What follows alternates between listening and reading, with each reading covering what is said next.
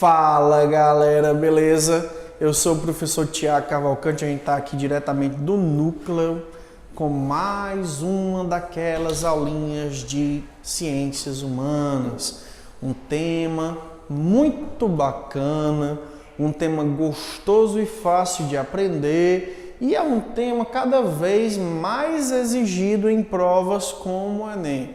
Durante muito tempo, a história da América foi negligenciada, foi esquecida em muitas provas de vestibular.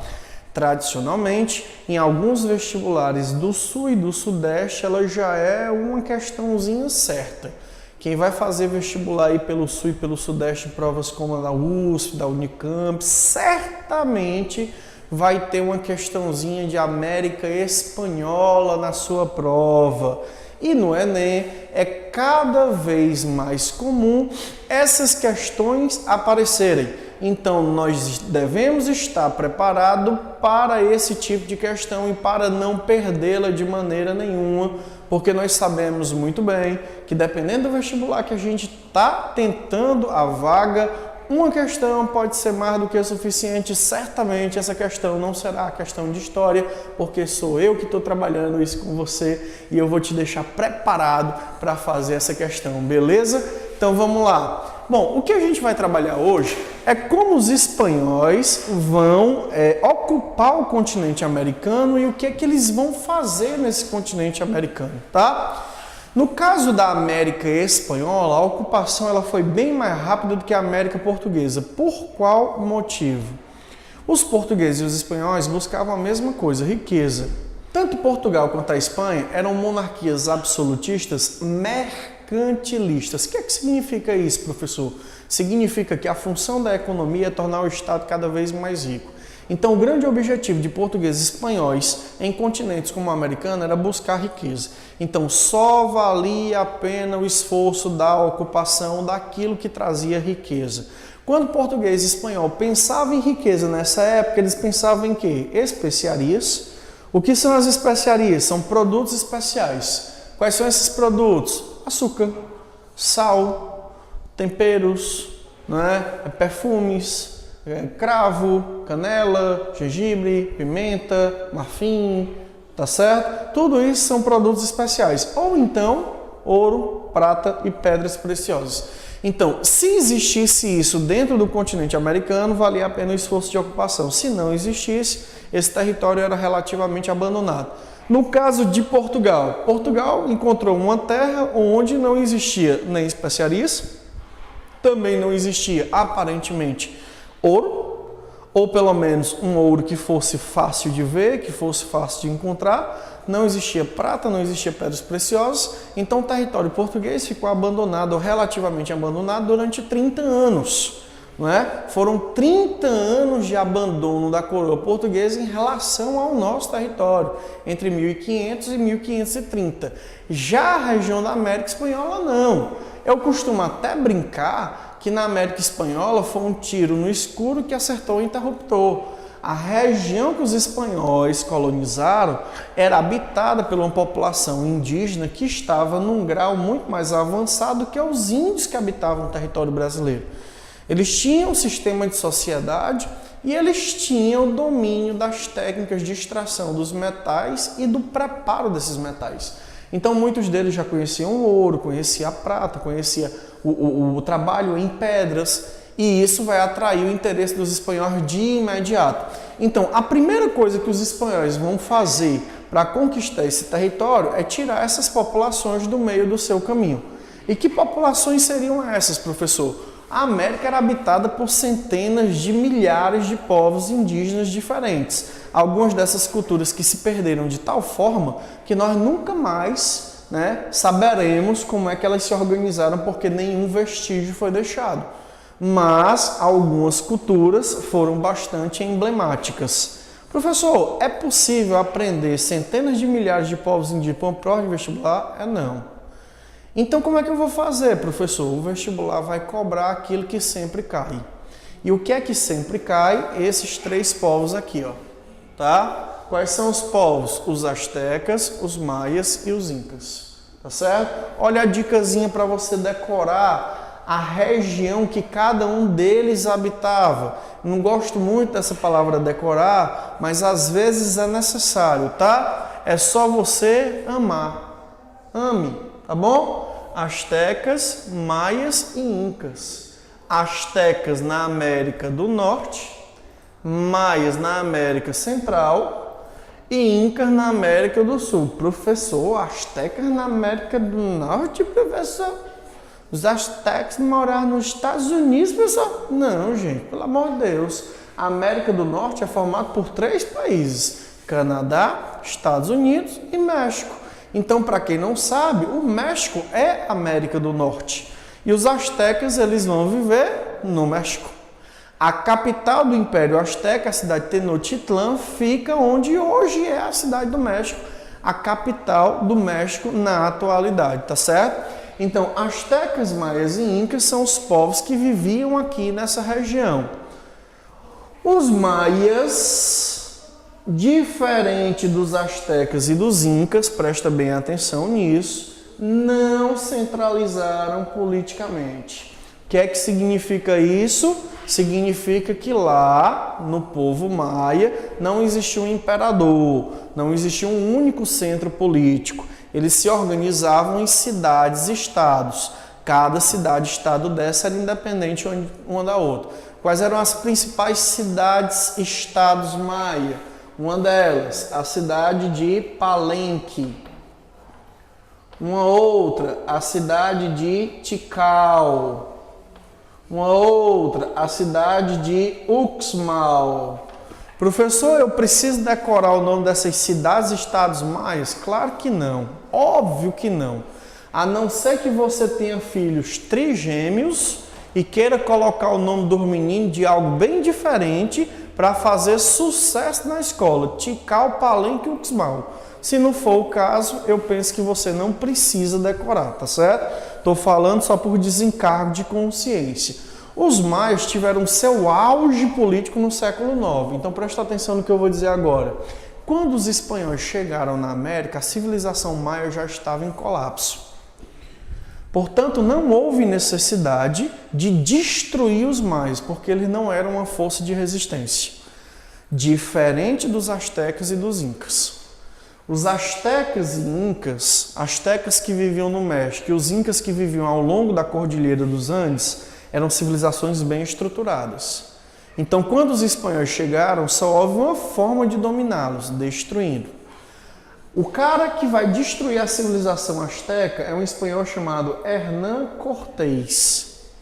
E quem vai destruir a civilização inca é um cara chamado Francisco Pizarro. Tanto Cortés quanto Pizarro contavam com um número reduzido de soldados e mesmo assim conseguiram destruir impérios muito maior do que a quantidade de homens que eles dispunham. Não é? Estima-se, por exemplo, que no Império Inca existiam mais de 8, 9 milhões de pessoas. A capital do Império Azteca, Tenochtitlan, era uma cidade para 200 mil pessoas. E cada um dos europeus aí, tanto Pizarro quanto o Cortés, contava com um pouco mais que 200 soldados. Então, se pergunta como homens com tão poucos soldados conseguiram destruir impérios tão gigantescos. Existem diversas explicações para isso. Além da questão da superioridade bélica, armas mais destrutivas, como a arma de fogo, ou a arma de metal, e o uso do cavalo. O cavalo era uma coisa que apavorava os povos indígenas. Eles não conheciam esse tipo de animal, não existia cavalo na América, não existia gado na América. Todos esses animais foram trazidos pelos europeus quando eles vieram para cá. Então o índio, ele olhava para um cavalo e um cavaleiro e ele não conseguia ver duas criaturas. Para ele era uma cor só. Era uma coisa com duas cabeças, 4 patas, 2 braços. E aquilo dali apavorava o índio. Então o uso do cavalo foi um dos elementos que contribuiu para dizimar essas populações nativas. O cavalo ele tem um uso militar muito forte por parte dos espanhóis, tá? Agora também existe a questão das doenças. Diversas doenças que o europeu trouxe para a qual o índio não tinha imunidade. Agora, ó, presta atenção, cuidado, viu? Não vamos ver o índio só como coitadinho que sofre, não. Houve um intercâmbio aí, tá? O europeu trouxe a varíola, mas em compensação também levou doenças dos indígenas, para a qual o europeu não tinha imunidade. Uma delas é a sífilis. A sífilis venérea foi um presentinho dos índios para os europeus. Tá? A varíola foi um presentinho dos europeus para os índios. Isso daí já foi questão de prova de vestibular. Então, cuidado com esse pensamento que o índio é só o lado sofredor, só o lado que perde nessa história toda, tá certo?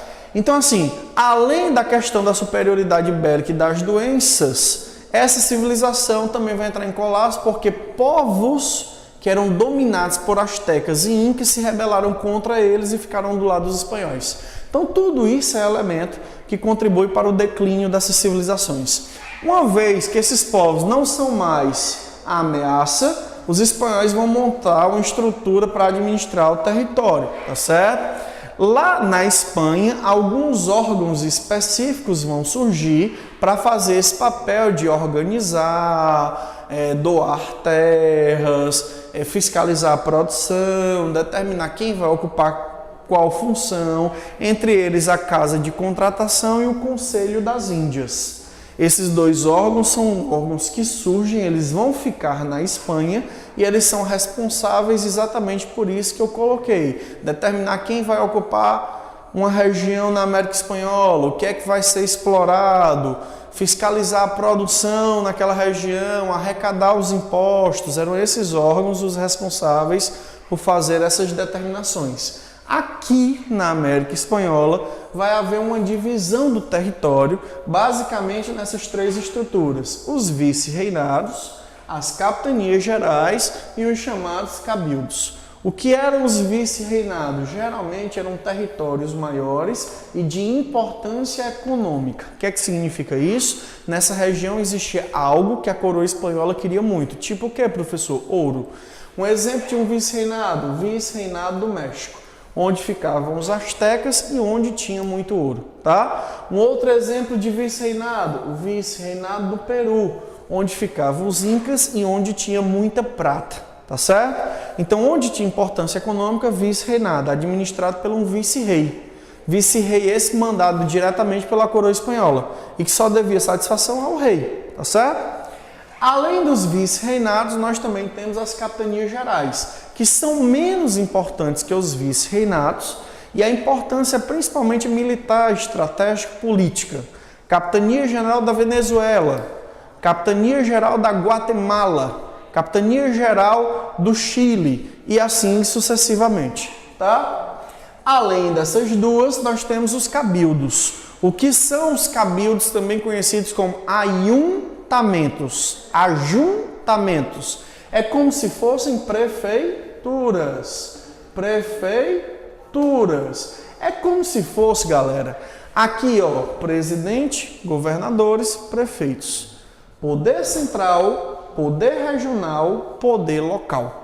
Tá? Os cabildos eram essas estruturas locais, como se fossem prefeituras, que aplicavam a lei, responsável pela fiscalização de impostos locais, era a menor estrutura de poder na região colonial. Tá bom? Belezinha? Tá entrando direitinho o negócio? Vamos para cá. Economia. Quais são as principais atividades econômicas na América Espanhola?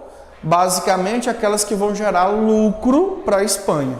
Entre elas, a agricultura de exportação, exemplo, cana-de-açúcar, tá? E a mineração, tá bom? Então, aonde existe a possibilidade de explorar metais, essa vai ser a atividade principal. Aonde não existe a possibilidade de explorar metais, aí os caras vão se dedicar à prática da agricultura voltada para a exportação. Essa realidade aqui vai dar origem a uma América marcada pela uma predominância ou de indígenas ou de negros de acordo com o processo que vai ser desenvolvido. Em países onde a agricultura de exportação é muito forte, a população negra abunda. Em países onde a mineração é muito forte, a população indígena abunda. De forma que eu vou dizer o país e você vai tentar puxar na sua memória se o que você vê é um homem que é mais parecido com o negro ou mais parecido com o índio. Por exemplo, quando eu penso em Cuba, negro, né? Agricultura de exportação. Quando eu penso no Haiti, Negro, agricultura de exportação. Quando eu penso no Paraguai, índio, era a região por onde passava o Rio da Prata que escoava os minérios. Quando eu penso na Bolívia, índio, que era uma região produtora de prata. Então, aonde a mineração é a principal atividade, indígenas, aonde a agricultura é a principal atividade, negros, tá certo? A mão de obra utilizada na agricultura prevalecia a escravidão do negro. Na mineração prevalecia o indígena através do chamado trabalho compulsório. O que é o trabalho compulsório, Tiago? Trabalho compulsório é o trabalho forçado, tá? Posso chamar esse trabalho compulsório de escravidão, professor? Bom, alguns historiadores acreditam que não. Porque existe uma diferença fundamental entre ser escravo e ser forçado a trabalhar. Ser escravo é aquele que é uma propriedade, pode ser negociado. O índio, ele era obrigado a trabalhar, mas ele não era uma propriedade, ele não era negociado. Por isso ele não pode ser escravo, tem que ser classificado como trabalhador compulsório, tá? Entre os principais trabalhos compulsórios, a encomenda e a mita. A encomenda e a mita. Encomenda é uma das primeiras formas de trabalho que vai ser utilizada aqui. É uma adaptação que os espanhóis vão fazer daquilo que eles já faziam na Espanha durante a Guerra de Reconquista, quando eles expulsaram os muçulmanos do seu território. Como é que funcionava essa encomenda? Um determinado espanhol recebia um pedaço de terra aqui para viver. Isso era a sua encomenda. Esse espanhol que recebeu a terra é o encomiendeiro. Nessa terra que ele recebeu, ele podia explorar qualquer coisa. E para explorar essa propriedade, ele precisava de gente para trabalhar. Quem ia trabalhar dentro dela era a própria população indígena que vivia lá, que eram chamados encomendados. E qual era a obrigação desse cara? Além de pagar os impostos, catequizar esses índios. Se os índios fossem considerados agressivos, ele poderia fazer guerra contra esses índios e exterminá-los. O que é que vai acontecer dentro desse processo? Os índios vão resistir e vai acontecer guerras de extermínio. A brutalidade que os espanhóis usavam no contato com os indígenas era um negócio impressionante. Tão impressionante que chamou a atenção até da igreja. Entre os membros da igreja que vai colocar esse assunto na pauta do dia está um frei chamado Bartolomeu, ou então Bartolomé de las Casas. Nos livros que o Bartolomé de las Casas, nas anotações que o Bartolomé de las Casas coloca, né, ele mostra a agressividade e a brutalidade dos espanhóis no trato com o indígena, mostrando que muitas vezes existia uma brutalidade desnecessária, como, por exemplo, abrir o ventre de índias grávidas com a espada, cortar um índio ao meio com a espada, amarrar o índio na boca de um canhão e detonar o canhão, matar os bebês indígenas esmagando os seus crânios. Então, esse tipo de agressividade, brutalidade gratuita vai chamar a atenção, tá? Então, olha a dica, ó. Peguei uma prova de vestibular, caiu uma questão de América Espanhola, a fonte da questão é Bartolomé de las Casas, provavelmente o que é que essa questão vai estar falando? Da agressividade dos espanhóis no trato com os indígenas, beleza? Ficou claro? Show de bola? Vamos passar para frente. Mita, característica da mita. A mita também é uma forma de trabalho compulsório, só que diferente da encomenda, a mita já era algo mais aceito pelos indígenas. Professor, por que os índios aceitam melhor a mita do que a encomenda? Porque a mita já era algo utilizado pelos próprios índios. Ou seja, os índios exploravam uns aos outros com um sistema parecido com a mita. Qual é a diferença entre a mita e a encomenda? Na encomenda, o cara pode explorar qualquer índio que exista aqui nessa região. Já na mita, os índios são escolhidos mediante um sorteio. Então, nem todos são explorados, só alguns. Outra coisa, aqueles que vão exercer um trabalho recebem algum tipo de coisa em troca, uma espécie de remuneração, tá? Então, por ser algo já usado Por nem todos os índios serem explorados e por haver alguma compensação pelo trabalho, a mita vai ser muito mais aceita do que a encomenda. E para nós fecharmos com chave de ouro essa explicaçãozinha sobre a América Espanhola, redondinha, bacana, sem grandes problemas, tá? A sociedade que vai se organizar aqui. Como é que essa sociedade se organizava? No topo dessa sociedade estavam os chamados peninsulares. Quem eram os peninsulares? Eram aqueles que vinham da península. De que península nós estamos falando? Da Ibérica. Portanto, quem são esses peninsulares? São espanhóis. Espanhóis que vinham da Espanha para administrar na colônia, tá certo? Isso daqui era a elite colonial, também chamados de chapetones, que é um apelido que esses caras vão ganhar por aqui, tá certo?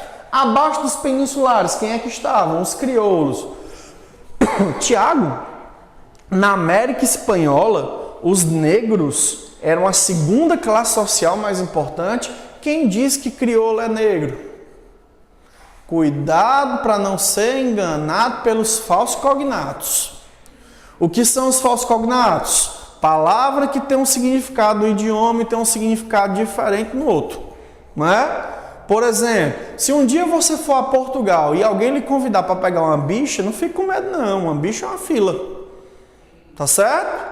Lá em Portugal, o que você está pensando que é bicho não é bicho, é paneleiro.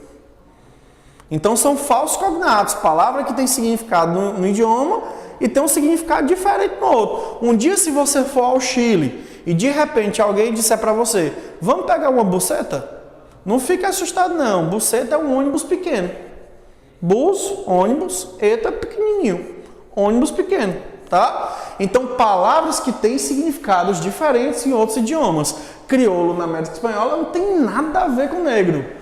Crioulo na América Espanhola tem a ver com filho ou neto ou bisneto de espanhol. Ou seja, quem é o crioulo ou criollo? É o descendente de espanhol nascido na América. Tá? O critério para ser crioulo é você ser descendente de um espanhol e ter nascido no continente americano. Então esse cara também era um membro da elite. Geralmente era proprietário de terra, tá? É uma elite econômica, enquanto que os peninsulares é uma elite política.